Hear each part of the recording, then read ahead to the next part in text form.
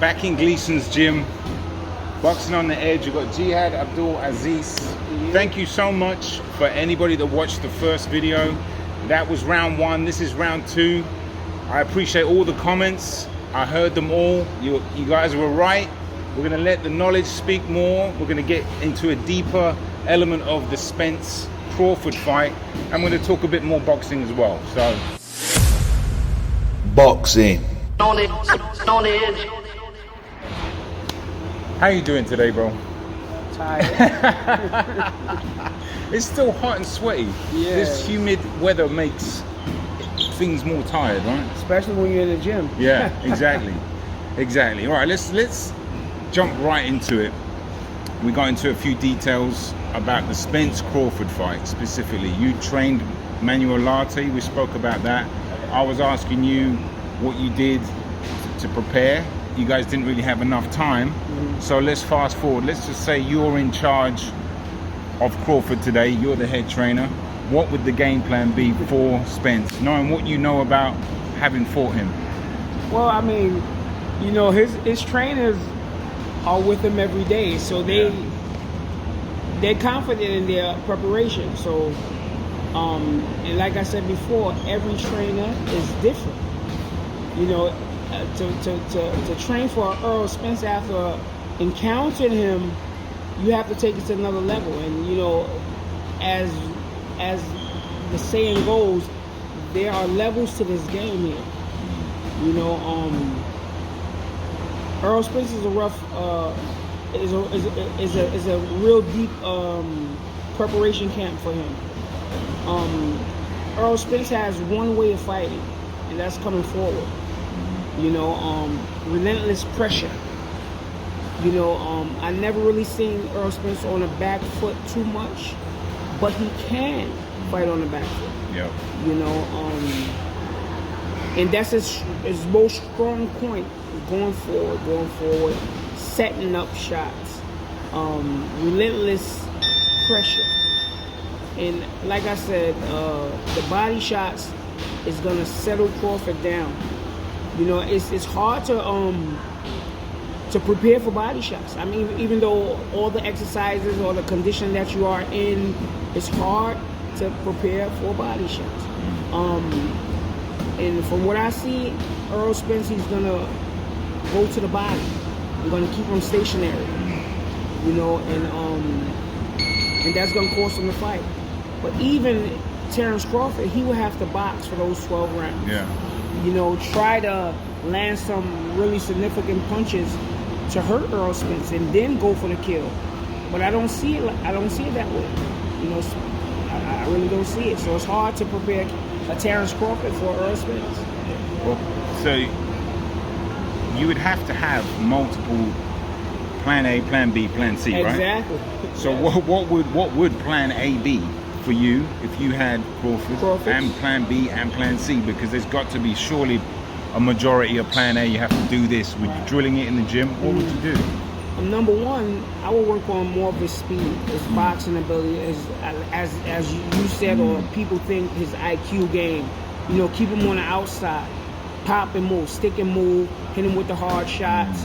You know, but that's not going to keep Errol Spence off. You know, so I don't think a baseball bat would keep him off, bro. And you know, he's going to have to tie him up on the inside. You know, try to avoid the body shots or fighting on the inside. Because to me, Errol Spence is the better inside fighter. You know. I agree. And on that, when you said tying him up, if Spence is more physically strong and he's better at manipulating the guard, how do you get that in such a short camp to get Crawford good at that? Or because it's a skill doing the clinching, right? Now they claim that Terrence Crawford have all the skills, more skills than Errol Spence. Yeah. So he has the know-how. He definitely have a plan A, B, C, D, E, but the F is fail. You know, so you're still really confident that Spence is going to stop him? I'm confident. You know, I'm not a gambler. You know, religious reasons. You know, and I can say if I had $1 million and gambling was permissible for me, and it's not, I would put $999,999 No way, on bro. Spence. No way. Wow. Yes. Wow, that's confidence. Wow. So let's flip it round. You're training Spence. What do you do to obviously Crawford's got the timing, he's got the IQ, he's got the boxing ability, he's got some probably quicker feet and stuff like that.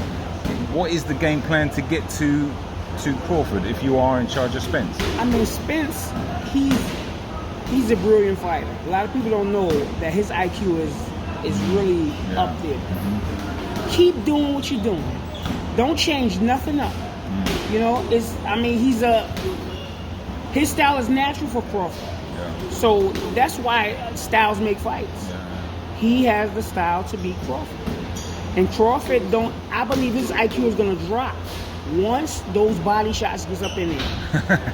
I'm telling you. I know, yeah, you make a great point because the body shots take something out of you that you can't really explain. So that's right. When you get hit to the body so much, it stabilizes your legs and you can't move too much.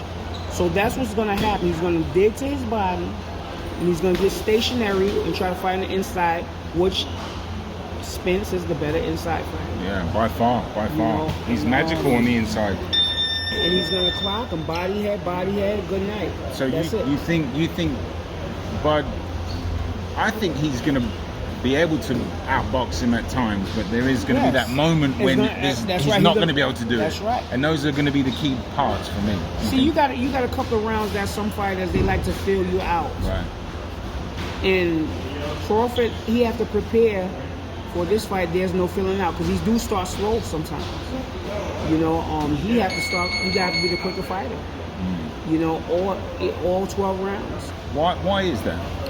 Because Spence is gonna. I don't know. Why does he have to be quicker in this fight? Because he tends to start slowly.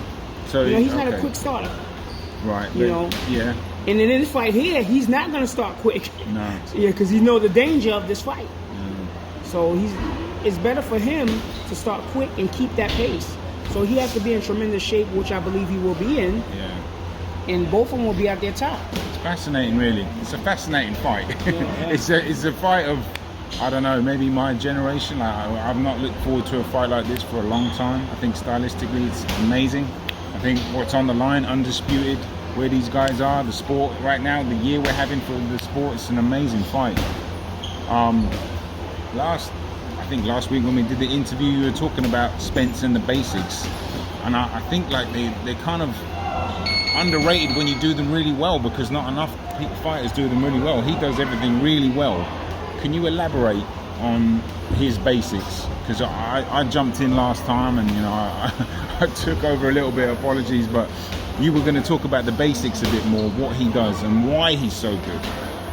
See, you know, when a person or a potential boxer first comes to the gym, a good trainer will start off with the basics of boxing. Jab, right hand, or jab, left hand, whichever position they fight in, southpaw or orthodox. And they're teaching the basics from there. Keep your hands up, bring them back up, jab, go to the body, bring your hands up, move your head, so on and so forth. This is basic fundamentals of boxing. In the art of boxing, which a lot of people don't teach anymore, is a hit without getting hit. Even though you're gonna get hit, you know, everybody gets hit. It's how you take it. Yeah. You know. What are you gonna do when you get hit? And what are you gonna do? Be like, I hope it don't be like that other guy. What's his name? My man. I like him. Victor Ortiz. I'm not built for this. That's it. I ain't gotta take this. What did he say? He didn't deserve to get hit like that. Yeah. It's a boxing match, bro. That's what you signed up for. You know, I'm not making mockery of Victor Ortiz. He's one of my favorite. Vicious. I call him Vicious. He was good before he stumbled into Maidana. Yeah. You know, and then he was a different fighter after that. That was it. But another thing you said is it doesn't matter which stance Crawford goes in, because Spence is the natural southpaw, right? Yes. A couple of people were kind of questioning that, as if like, what did you mean? As if to say, you know, like, because Crawford, is he naturally right-handed or is he naturally left-handed?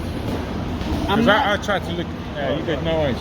I tried to find out, and I thought maybe that's what you were referring to. But the fact that Spence is naturally left-handed and Bud's not. You know what? that would have to be a personal question I have to ask Terrence Crawford. Yeah. And the only way I'm gonna be blunt. Yeah. You know, a person, what they call what's the name that they use? The terminology they use, a person that can go both ways. Ambidextrous. Ambidextrous. Okay. So yeah, he's definitely. So now, but I can knock all of that out the way. Go ahead. For as a religious point of view. Okay. So if a person say they eat with their right hand, or they can eat with their left hand, or they can box southpaw or box orthodox, they can go both ways. Okay. So my question is, when you go to the bathroom and you take a dump, what hand do you clean yourself with? So that's Terrence Crawford's answer. That's his, so if you say, "Oh, I clean my butt with both of my hands," then no. You're comfortable cleaning your butt with the hand that you're using. So how does that compare to what with the natural? Okay, so naturally, right? That's naturally. Okay. Yes, naturally. So he's got an advantage because he's just naturally left-handed. Yeah. Bud's probably not. Yeah, Bud is not. He's not. He switches up. I mean, even like for Oscar De La Hoya. Yeah. He's a naturally right-handed, but the way that his trainer or the way that he came up, he fought as a You mean he's a natural? He's he's other way around. He's right. Yeah, he's a natural. Cotto's the same way. Yeah, Miguel so Cotto. So the lead hand is like. And you know, I have fighters come in here, and they first thing is put your hands up. Yeah. And they orthodox, but they right-handed. Right. I mean, they southpaw. They stance as southpaw, but they right-handed because that's street fighting. Right. Every fighter they fought like that when they was in the street. Yeah. But when they go in the gym, the trainer usually turn them around and say, "Okay, keep your power hand, which is your right hand, keep it in back of you." Yeah. And then that's how it works. Interesting, man. I'm trying to think about more questions that I was reading in the comments, and a lot of people were, a lot of pros.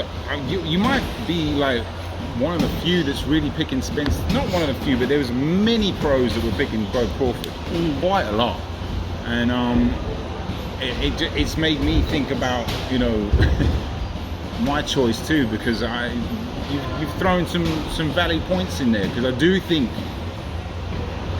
when that fight does get on the inside, and we talked about this in the last interview, will Bud's dog get the better of him? Do you know what I mean? Will he be able to contain that animalistic side of him and be smart, whether he's going to tie Spence up?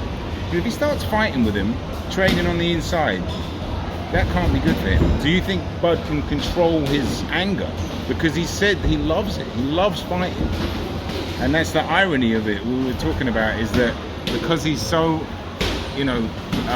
naturally leans to do that, he likes to fight, he's going to have to control it. Can he? Well, I would say he probably can. Don't get me wrong, I'm a fan of boxing. Bud Crawford is one of my favorite fighters, but you always have a favorite over your favorite. Errol being that. Errol is for me, he's my favorite fighter, and especially in this weight class. He's hard not to like, isn't he? He's really like a likable guy as well. Very.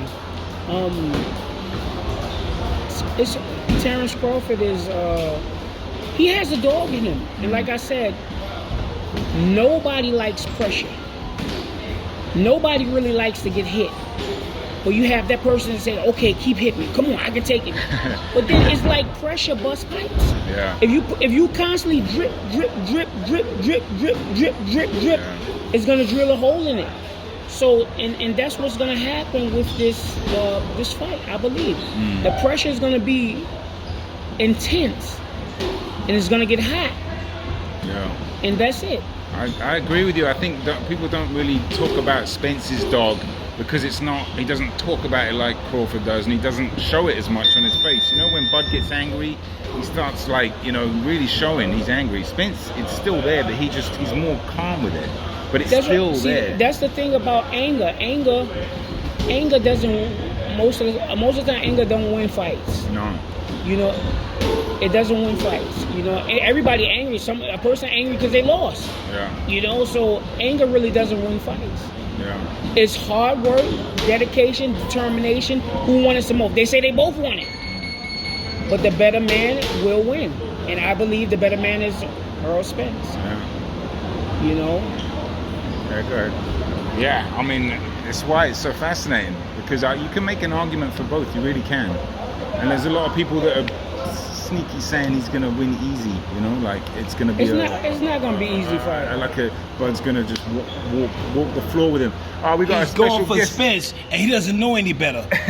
Crawford's gonna hit Spence with a overhand right, left uppercut, overhand right, and it's gonna be good night. Don Saxby right there. Don Saxby. Wow, this is an intriguing fight. I can't wait. It's only a week away, right? Next Saturday. Unbelievable. It's on. Next Saturday. It's on. Preparation is over. Is it? Talk about that. What's actually. today? Today is it's Wednesday today. Wednesday. So does she talk about what's the date? that? What's the 29th is the fight. Today is the 18th, right? I don't even know. I don't know. Yeah, today Probably. is the 18th. No, 18th, Yeah, today is the 19th. 18th and 19th. So talk about preparation. Would they be winding down now? Would they still be sparring or no? Nah, the hard sparring is over. You know, the hard preparation is over. Okay. They're gonna tone it down just a little bit, but they're gonna try to maintain that pace. But the hard part is over. Okay. So what would they be doing to train to keep yourself in shape? Still running and stuff like that, hitting the bag, doing mitts, working on the game plan. Yes, still maintaining the fight plan. Like I said, most of the sparring is probably over, but they can tone it down maybe 4 rounds to stay sharp. Just learning sparring, maybe not like not hard sparring. That's right, because nobody want to get a cut or get an injury at this part of the game. Yeah. You know. So other than that, and then the week of the fight, bring it down even more, or keep it the same intensity as these past few days. It's gonna be. Work? The condition is already intact. They just got to maintain the condition. Right. You know, there's no more hard sparring. Just, you know, point is that they're gonna work on a game plan. They're gonna work on certain moves. The trainer's gonna be talking to them and trying to get their plan into their head. Yeah. You know, maintain the plan, stick to the plan. You know, that's it. Did you see the All Access yet? Have you seen those two? No, I haven't seen. Oh, you got to check them out. It's pretty good. In the 2 episodes, they're both pretty good. I didn't realize Derek James was a practicing Buddhist. Did you know that? No, I didn't know either. Yeah, he's a very calm guy. Yeah. I like him. Speaking of Derek James, we'll move on to a couple of other fights briefly. And then Jim's getting a little bit busier, so maybe 10 more minutes and then we'll cut it off. But he trains Jermell Charlo. He's obviously fighting Canelo. I quite like Jermell Charlo's chances in there. I think, you know, he's got some good lateral movement. He's got a good jab. Obviously, he's coming up in 2 weight classes. What are your thoughts on that fight?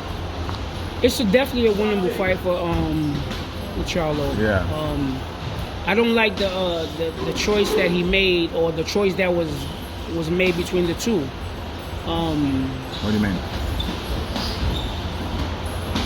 My thought was it was the other Charlo, Jamal. Yeah. That was gonna fight, but you know, I'm not in that business, far as the business side of that. The choices being them two. I would never think that. I would never thought that he was gonna fight that Charlo, the smaller one.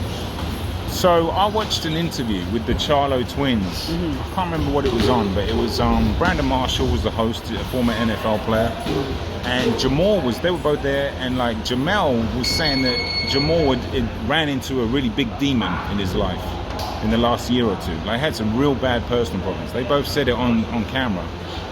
It just seemed like he was not ready to fight anybody, let alone Canelo. Do you know what I mean? So when I saw that interview, I was like, I personally took him out of that Canelo fight. Do you know what I mean? Because I was like, this guy ain't ready. No, like he needs a bit of private time. You know, it looked like he was having a hard time. But I was surprised to see Jamel step in there, to be honest, just because he's smaller. But I still think it's interesting, and obviously he trains with Derek James, but also Johan Guzman, who trains here, and he's working with the lateral movement, which I think is interesting. So, but. Yeah, that's a good fight. We'll move. I mean, I don't like the move that Canelo made, you know, of choosing a smaller fighter. Yeah. He has so many other options, you know. Benavidez. I would like 2 weight classes down is a sucker move. And I'm a Canelo fan also, you know, but Come on, man, cut it out, man. Yeah. Give the people what they want. You know, I mean. I agree. But then who else? I guess you have the Beterbiev is the obvious one, right? He's already fought Plant. He's beat him. He's already he's basically cleaned out the division. He's not really going to fight David Morrell because he's not on his level. You know what I mean? That would be a very dangerous fight to take and kind of an unnecessary step down, I think. You know, Canelo been doing this for a long time. Yeah. You know, and he's still young, Yeah. but he's older as a fighter because he got so many miles into this game. So he's on his way out. So Yeah. he got a couple of fights left, I believe, Yeah. at the top, and then that's it. Yeah. You know, he might as well get those big fights in. You Yeah. know, you say you the best, I agree. you got to prove it. You Yeah. know, fight. I wouldn't say the other guys are the best because you say you the best. So they say they the best. Prove them wrong. So, okay, come on, son. Let's go take this. Yeah, not to dig at Tyson Fury again, but he's doing the same thing. He's talking about he's being the best. He's not fighting the best. I mean, You know what I mean? Everybody have their own confidence in their line of everybody would say they the best. So there's nothing wrong with that, but